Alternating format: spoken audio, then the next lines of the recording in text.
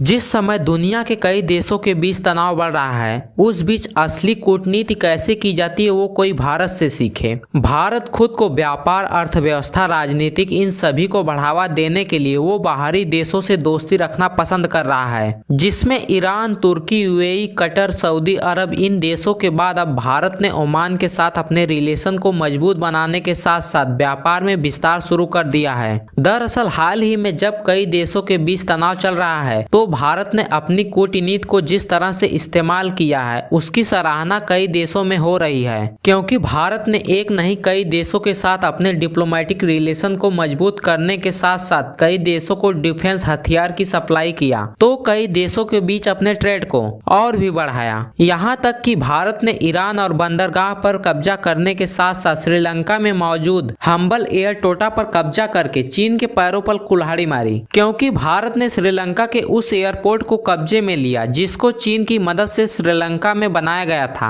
भारत के इन्हीं कदमों से एक तरफ जहां भारत के कूटनीति की कई देशों सराहना कर रहे हैं, वहीं दूसरी तरफ भारत के द्वारा उठाए गए कदम चीन की चिंता दिन प्रतिदिन बढ़ाते ही जा रहे हैं। फिलहाल देखा जाए तो भारत के ले रहे नए फैसले से चीन की चिंता बढ़ रही थी, लेकिन हाल ही में पाकिस्तान की भी घटिया खड़ी होना शुरू हो गई है, क्योंकि अभी तक भारत की पकड़ सिर्फ सऊदी अरब, यूएई, ईरान जैसे देशों तक ही सीमित थी। लेकिन अब भारत इस मालिक देश ओमान के साथ मिलकर एक बड़ा फैसला ले रहा है। भारत ने ओमान के साथ मिलकर जो बड़ा फैसला लिया है उसके मुताबिक ईरान से कई देशों के साथ चल रहे तनाव के बीच भारत ईरान के रास्ते में ओमान से अपने ट्रेड को बढ़ाएगा।